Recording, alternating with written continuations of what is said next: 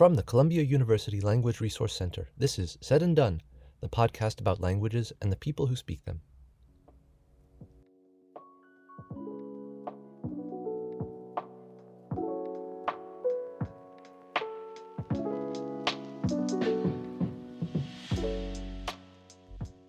This is Said and Done. I'm Chris Kaiser, and joining me today is Professor J. Ramesh, who teaches Sanskrit and Tamil at Columbia University. In our conversation, we discuss his knowledge of and experiences in 3 languages of India, Sanskrit, Tamil, and Malayalam. He then describes the myths and stories associated with Hindu temples, and in particular a certain kind of text called a Sthala Purana, some of which are written first in Sanskrit and then later given a unique kind of translation into Tamil. Here's my conversation with J. Ramesh. Professor J. Ramesh, thank you so much for joining me here today. I really appreciate you being here. Thanks very much for having me. I'm really happy to be here as well. So you are teaching currently at Columbia. You're teaching Sanskrit and you're teaching Tamil. And you just came here this year, and so you've been a few other places as well before coming to Columbia. And I think we can talk about that a little bit, but I'd like to start by asking you about the area in which you grew up and the languages that you spoke growing up. Because I know you're a New Yorker, but you're from a part of New York that maybe has some interesting characteristics. So tell me about growing up. So that's right. I grew up primarily in the Northeast U.S. We moved around a bit in my early childhood, New Jersey and Pennsylvania, but mostly in New York City and mainly in, I'd say, a pretty diverse part of Queens. What part? Queens Village, if Okay. you know Queens Village. It's pretty close to Long Island. Mm-hmm, mm-hmm. At home, my parents' native language is a Dravidian language called Malayalam. And my parents spoke that to each other and occasionally to us. And I was able to understand their particular dialect of that language very well. But I always spoke English. That said, I did also spend 3 years of my childhood, and that was, I think, 3rd to 5th grade, around that time, in Chennai in South India, which is in a Tamil-speaking area. But even there, I did pick up a little bit of Tamil just from traveling around, but primarily spoke English in school entirely in English, and at home almost, mostly in English. So English was the main language I had, but I was exposed to other languages, mainly Malayalam, but also a bit of Tamil in my earlier childhood. Were there any other languages sort of in the environment, or was it those 3? There was a few. I would say, if you know anything about South Asia, you'll know that pretty much every state you go to speaks a different language, but a lot of people speak Hindi. Mm-hmm. So Hindi media was not entirely alien to me. I was not a huge Bollywood person. I think I now have an appreciation for that aesthetic that I did not have when I was young, and when I was young I kind of rejected it sort of offhand, although now I can kind of see its virtues. So I was exposed to a little bit of Hindi. Eventually in college, I took, I think, 3 semesters of Hindi. So I got some exposure to that. And that was, I'd say, the main other South Asian language. The other language that I was exposed to, of course, was Spanish. Mm-hmm. Right? Yeah. Not just in school, we were all required to take Spanish. I took Spanish from 6th to 10th grade. Oh, wow. My high school Spanish teacher, Miss Stanisulis at Bronx Science, told me once that I was going to be a future Spanish teacher, which was not far off. True. So, it was a subject I did enjoy and was good at. And now my parents actually live in Spain, so Oh, wow. I hope to reconnect with that. Yeah. But those were the languages, really, that I would say that I was exposed to.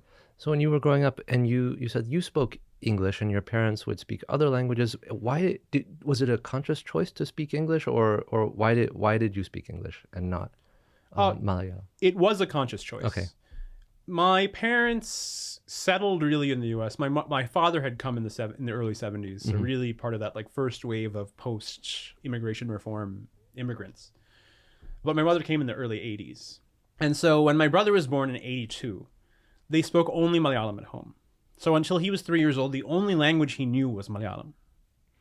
And then he had to go to school. And so I think at that time, there was an understandable issue there of here's a small child who does not speak any English at all. And so they kind of strongly encouraged my parents to speak English at home. Oh, wow. And so that's how that started.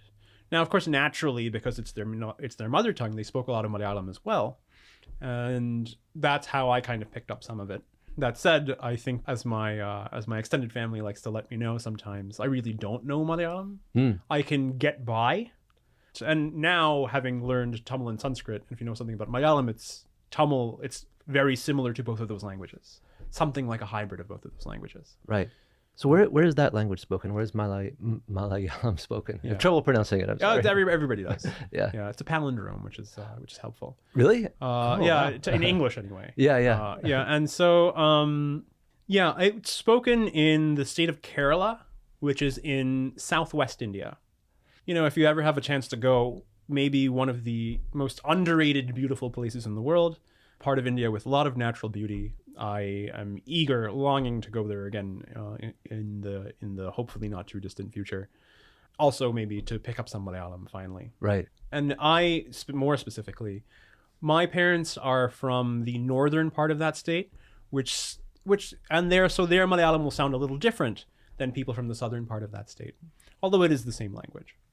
And that is the same general area, if I'm not mistaken, that Tamil is spoken. So that's Malayalam is spoken on the western part of the bottom part of India, and Tamil is spoken more on the eastern part of that bottom part. Is that right? That's exactly right. Okay. Right. There's good evidence to suggest that the language that eventually became Malayalam was initially regarded as a kind of dialect of Tamil. Mm-hmm. And indeed, the old word for Kerala in Tamil is like Cheranadu. And it was seen as part of the Tamil-speaking world, certainly in like earlier Tamil literature. Mm-hmm. So they're not very far away. And for people who know these languages very well, they are mutually intelligible. So my father can watch a movie in Tamil, even though he never spent any part of his life in Tamil Nadu. Yeah. I know that both of these languages are Dravidian languages. And so what does that term refer to? So most simply, Dravidian languages refer to mainly there are other Dravidian languages in addition to these four, but the most widely spoken four are Tamil, Malayalam, Kannada, and Telugu. And they represent a kind of distinct lineage, a distinct language family from the Indo-European languages, which are usually the northern Indian languages, but also Sanskrit. So speaking of Sanskrit, why don't we talk for a little bit about that language? I know that this is the language that you're teaching now at Columbia. Mm-hmm. So can we talk a little bit about the language itself, its origin, why it is so important in India, and then we can talk about how you became interested in studying that language and then eventually teaching it. So Sanskrit is, I think people often describe it as a dead language, which is, I think, misleading. But it is the language, the oldest literature that we have from South Asia, which is the Vedas, which are kind of the ur-text of what eventually becomes Hinduism, were composed in a register of Sanskrit. The dates here are speculative. I claim no authority. I am not an archaeologist or a historian of early antiquity, but probably around, let's say, 3,500 years ago. Wow. Right? Okay. So we're talking around 3,500 years ago is when we see the earliest kind of layers of those texts. But again, this is all speculation.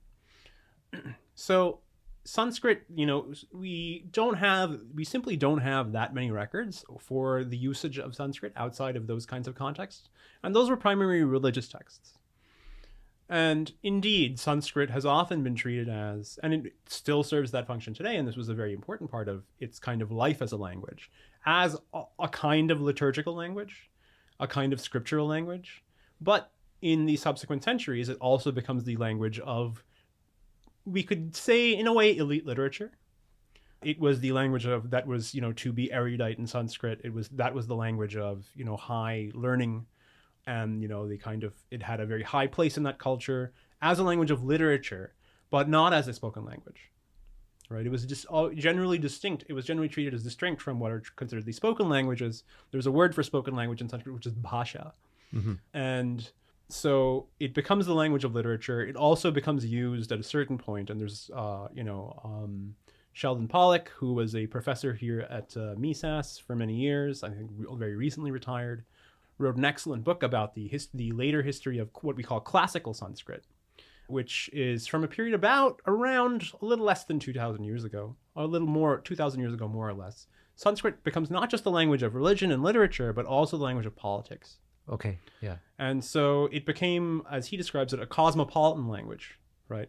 So even though different parts of South Asia, then as now, had different spoken languages, Sanskrit was the language that would enable kind of cross-cultural, let's say, communication over a rather wide geographic expanse. What was the geographic distribution of Sanskrit? So as far as I understand it, it would extend probably, these are not exact boundaries, but it would extend probably in the west as far as like Afghanistan, and into Southeast Asia, Vietnam, Indonesia. Oh, wow. So Yeah, really, those kinds of regions. Also, Sanskrit was used in this kind of as the language of like politics, meaning if a king had undertaken a building project, he might have, he might not do it himself, of course, but there would often be a Sanskrit inscription written on his behalf to commemorate that kind of event. And so this is what I mean by it's the language of political discourse. Gotcha.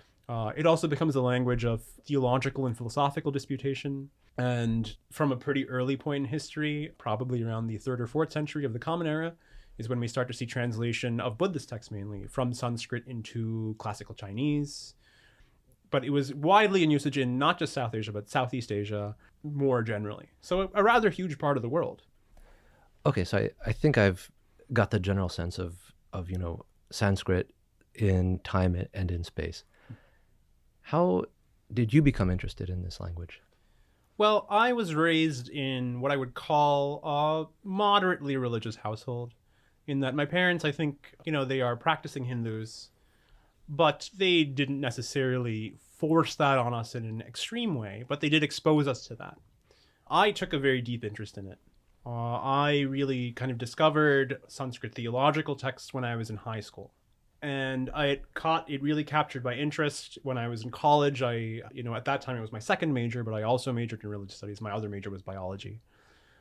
Can I just ask a question at this point? Mm-hmm. It seems a little unusual to me or unique to be in high school and become very interested in Sanskrit religious texts. How did that interest emerge? That really came from my father, who was very into literature generally, but also, so he and my parents were very big on forcing us, but we enjoyed it, to read every day. And I think my father, he's very into, Western poetry and art and other things, but he was also very interested in this kind of material as well. And so I think he wanted, for my brother and I, for our engagement with it, not to necessarily be just go to the temple, do the things, recite the prayers and so on, although that's part of it. He wanted it to be also kind of engagement with the theoretical and the literary and the aesthetic. And that's how I kind of discovered some of this. I think I remember there was one text in particular that was influential at the time, although I have not revisited it in many years. I do wonder how I feel about it today. Was the edition of a set of texts called the Upanishads, which are kind of the oldest text in one of the oldest sets of texts, let's say, in Sanskrit, that deal with issues like the nature of reality. The Vedas address this as well, but more so in cryptic and in passing kind of ways. Whereas in the Upanishads, a subsequent kind of layer of texts, they discuss those issues in some detail, and that's the primary focus. So that's how I got interested in questions regarding like metaphysics, and what is the relationship of metaphysics to practice in religious terms, and how does this influence the course of one's life. I got very interested in those kinds of questions. I think the kinds of things you do get interested in when you're 16 and a kind of head in the clouds 16-year-old, as I was. Sure. And so as you followed this path to greater and greater degrees of depth, how did that go? Well, when I was in college, for me, doing religious studies, I initially treated as the thing I did for fun while going to the science classes. And eventually I found, for me, and I think I'd always known this even when I was younger, that my interest really gravitated much more strongly to the humanities. I still have a deep respect for biologists and the labor that they do, having, tried my hand at some of it. I think that deepened my respect for it. And so I really had, I think, some great teachers when I was an undergrad, which was at Duke. I had some great teachers there who saw that I had a particular interest in this and did a lot to foster that, and really make me think about, my background and how that kind of shaped my views on literature and Hinduism and other things. So that's when I think the interest started becoming from a thing that was really of a personal relevance, and I was more so my own looking for the meaning of life as a young person, kind of thought meanderings, let's say. and transitioned more into a kind of academic interest where I was more interested in like the literary as a kind of historical phenomenon and how can we study this. Yeah, so you mentioned that you were a religious studies major, I guess. Mhm. Um, and then I know that you did your PhD at Columbia. Mhm. So what set of texts or what genre of text were you interested in? And did it change from undergrad to grad, or was it sort of on the same trajectory? Mhm. So I did a terminal master's degree at Yale Divinity School. Yale Divinity School is primarily a Christian institution, as you might expect. But at that time, I think that was the first year they had offered an Asian religions track. And that's where I think it really emerged, not just from professors, but also from the other graduate students there. The PhD students were a really big influence on kind of shaping, they would kind of push me to, instead of thinking about this, why don't you think about these kinds of things? And that ultimately led me to the set of texts that would eventually become the kind of material for my thesis. And what texts were those? So what I eventually got interested in were, as I mentioned, I was really interested in mythology. Mm-hmm. And what I really got interested in there was not just mythology in general, but the kinds of myths and legends associated with temples. Ah, okay. And this is a kind of phenomenon in South Asia. Many temples, many old Hindu temples in South Asia, of which there are, thousands, a great many of them, will have a text or more, or a set of texts that are devoted to explaining the legends associated with those places. So they might say something like, well, you see there's a kind of mountain here. Why is this mountain there? And how did there come to be a temple on this mountain? Yeah. And there's usually a legend associated with that. Okay, gotcha. Could you maybe give one example of one of these legends? So for example, in South India, in Tamil Nadu, there's a town called Kumakonam. And what that means in Sanskrit, Kumakonam in Tamil, it's this, the name is retained. What it means is literally, kumbha means a pot. And ghona in Sanskrit means literally nostril, but something like, so the whole compound would mean something like an opening in a pot or something like that. Seems like an odd name for a city etymologically. Yeah. But that is connected to a particular story. Okay. That is told in a variety of texts and other kinds of visual media about how, at the dawn of creation, the creator deity in the Hindu pantheon, Brahma, was really worried about how. I guess I have to step back 1 minute and for a second and explain. Yeah. In the Hindu cosmology, like time is cyclical. Mm-hmm. So there are, kind of in every cycle of creation, there is sort of a beginning and an end. And there's often a great flood that is kind of the apocalypse, after which there is a new cycle of creation that begins.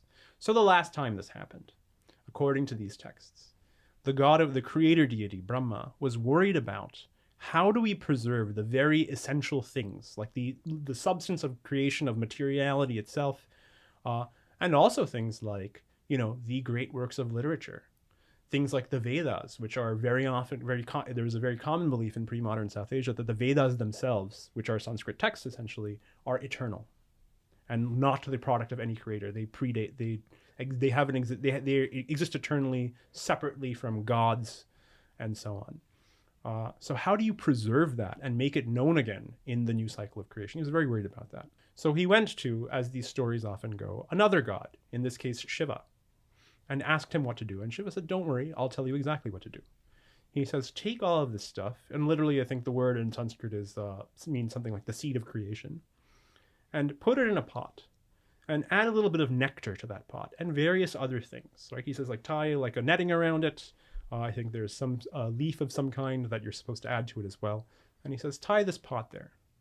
And then when the great cosmic flood that envelops creation occurs, this pot will stay afloat and everything will be kept safe inside.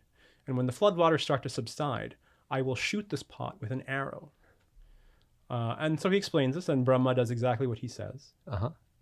And so eventually, as the floodwaters subside and this pot is seemingly floating on this cosmic flood, Shiva assumes the form of a hunter, which is a form of Shiva that is associated with other narratives as well.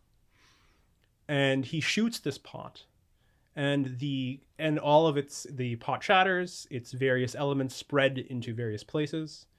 And I believe the spot where he is said to have shot this arrow from is the site of a temple in Okay. Kumakonam. That is why Kumakonam has this name.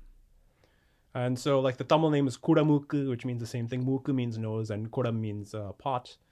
And this is another name for the city, Kumakonam.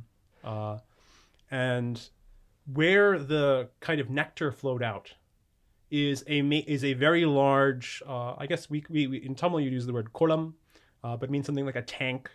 It's basically like a man-made pond with steps and so on in it. Yeah. In the center of town, that's still there. It is a place where I've seen people. When I've gone to Kumakonam, they've got people like it's a social space, and so on as well.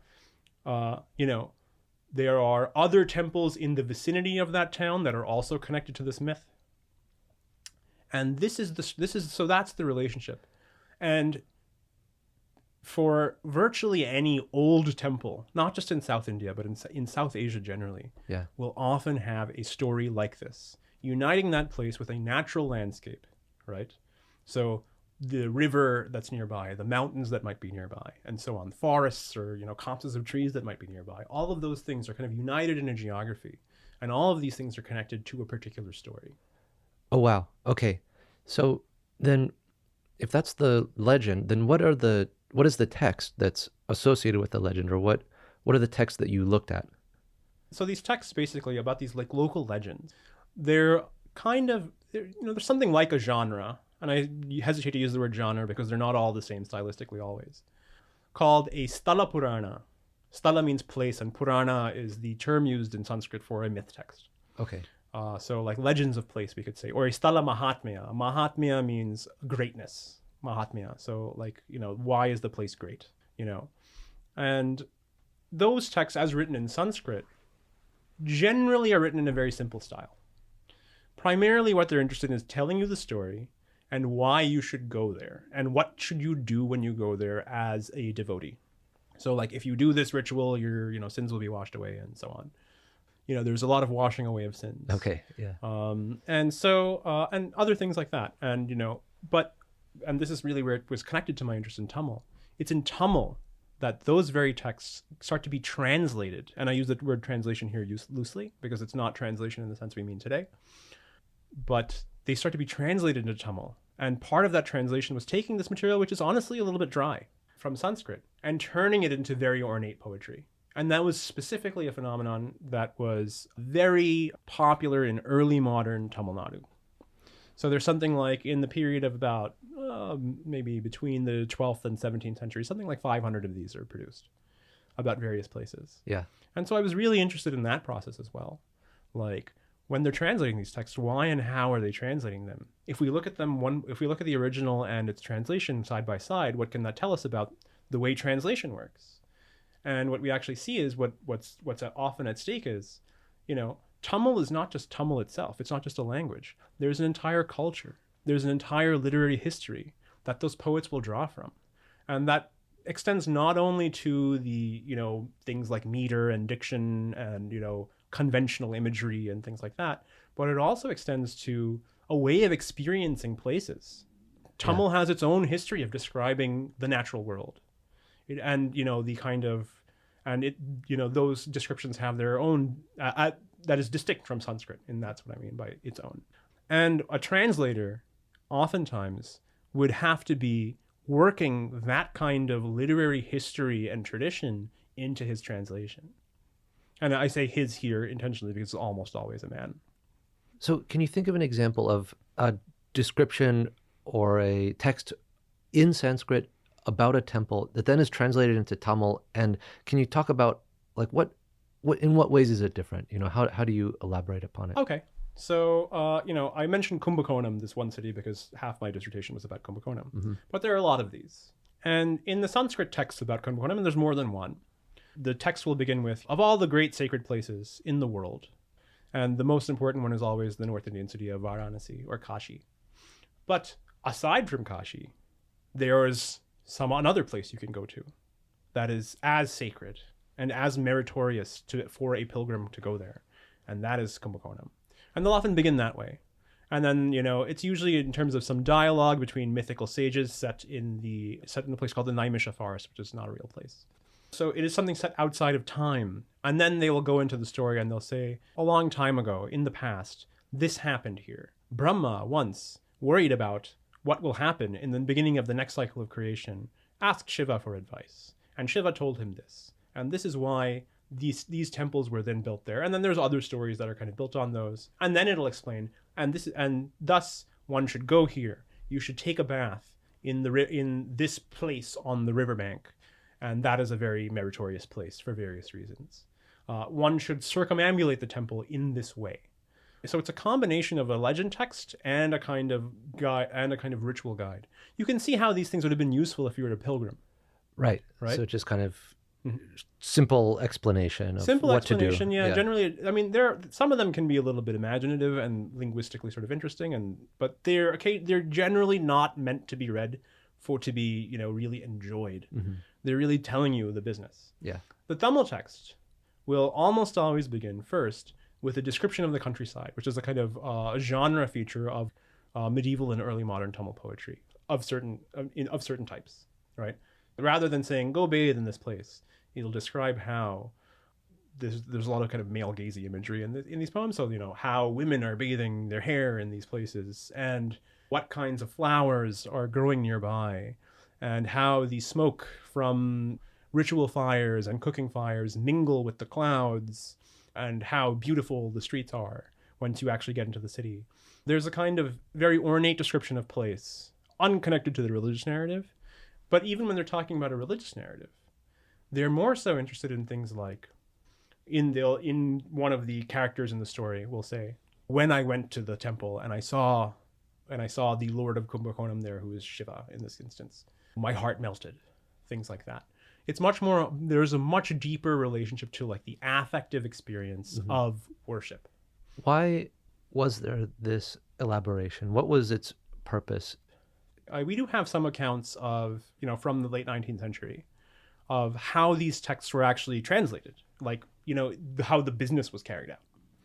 And so effectively, in some instances, you can see just that the Tamil poet, who the Sanskrit author of these texts is never named. The text is almost always presented as this is just knowledge. The Tamil poet is written by a poet at a particular time in a particular place.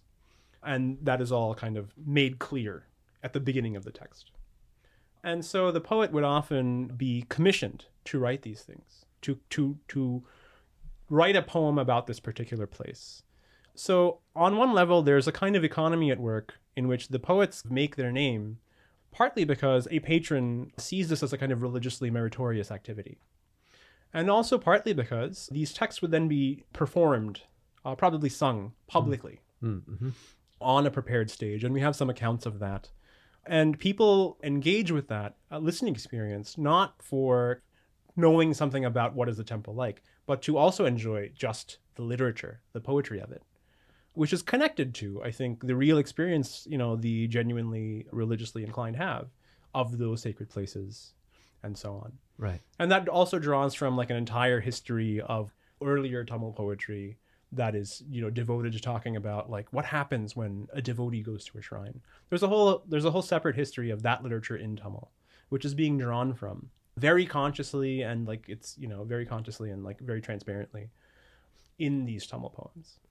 So I wanted to kind of go back to something we were discussing a little bit earlier, which is, your interest in this topic and your background in this topic. And I'm just curious to know a little bit, now that you've delved so deeply into it, how are you experiencing it, I guess, from this double perspective? You have a personal connection to it, but also a scholarly connection to it. How do you are these united in your mind? Are they separate? How does it sort of play out for you personally?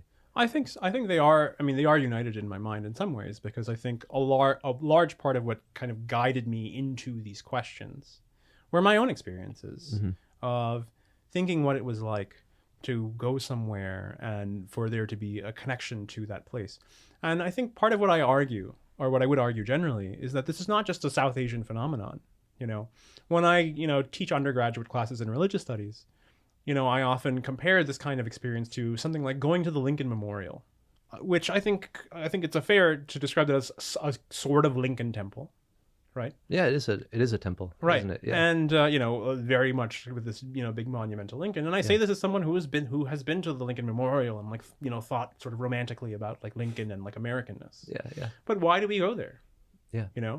We go there to establish a connection with our own sense of being American in some way, to a certain understanding of the past, which is not strictly history, right?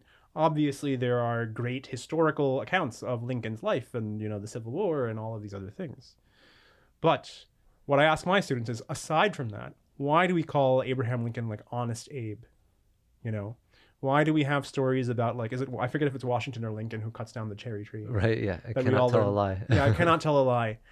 I think now we don't really believe that might be literally true, but why do we tell children that? Right, yeah. It kind of engenders a certain relationship between people and the past. And so this is why I would argue that these texts really are engaging. What they're really kind of doing is they're trying to create a notion of collective memory about place. And that memory is contested. If you were someone, and I hope this describes nobody out there listening, if you were someone who really identified with the cause of the Confederacy, the Lincoln Memorial means something very different to you. Right. Right? Sure. And so, those legacies are contested, right? I think the controversies about Confederate flags, I think, illustrates that very clearly. The Confederate flag means some different things to different people. And that is a felt experience. Mm-hmm. It affects us on a pre-conscious way. Yeah, yeah. Right? And so part of what I was trying to make sense of was, I think this is an example of a very similar phenomenon in South Asia. And this literature is really trying to do that. It's trying to engender that kind of experience. So I think it's fascinating that you've been able to really move within this culture in this specific way. And I guess my final question for you is, what would you say is the relationship between your ability to do what you've done and linguistic knowledge, language learning, but also language knowledge that you've had without having to learn it necessarily as an adult? Is it important? Is this stuff you could read in English and do just fine? What role does language play in all of this? I would say a huge role. I think to really get a sense of the tone of a text, you have to kind of delve deep into language, right? So you need to think about questions of prosody and meter, poetic meter, and what are the etymologies of words can be very significant, things like that. So it is very important. I mean, you get a lot from translation, and it depends. Translations vary in quality. I think a friend of mine once told me that there's no such thing, and this is, I think, a common saying. I forget whose it is, but there's no such thing as a good translation. There's only varying degrees of failure. But at the same time, nonetheless, some are better than others. So it depends on the quality of the translation. But there is something you get out of out of any kind of textual engagement that I think can only be arrived at through reading something in the original language. And even then, that requires labor. Mm-hmm. That is an effort. Reading old Sanskrit text can be difficult. Reading old Tamil text is extraordinarily difficult. So would you say that Sanskrit is easier to learn than Tamil is? In some ways. Okay. I would say that Sanskrit has a very elaborate grammar, but it as an artificial literary language, right? Something that is not subject to the kinds of historical changes that natural languages are. You kind of know that if you know all the rules, if you are able to download, Paanini's 5th century BCE or thereabouts grammar into your brain, Matrix 1 style, you would be able to read Sanskrit pretty effectively. A lot of the ambiguities and difficulties would vanish. It's just you maybe are forgetting something. So it's kind of That's mathematical. Yeah. I feel like Tamil is something that you really need to develop a feel for. In some ways, there are things like the sense of humor that is uniquely South Indian and unique to certain kinds of contexts in South India. That's something that kind of comes through with engagement. That's what I mean by feel. How do you can't really teach that, but you can convey it. It's not something that's boiled down to memorize this set of rules, right? This is what a joke is or something. But it's something that comes from the way you talk about it. And to learn it, I guess you really need a long time and a lot of just observing and listening and being in that context or in that mode. I think what I tell my students is I will teach you the basics of grammar, the tenses, And where if you really study, you are really able to internalize a lot of this. Speaking takes practice. Listening is a very hard skill, particularly in Tamil, which is a very fast language. All of that stuff takes time. But we'll cover, most of modern Tamil grammar in a year. There'll be a few things that we save for later, but most of that in a year, where you can pick up a newspaper and with a dictionary and a lot of time, you can read it. Yeah. But to really know the language, that takes a very long time. Well, I think we should leave it on this note. I really appreciate what you've said about language learning being a lifelong process, because it really is. And I think that's all the more so in a language like Tamil. So Professor J. Ramesh, thank you so much for joining me today. I really appreciate you being here. Yeah, thank you so much for having me.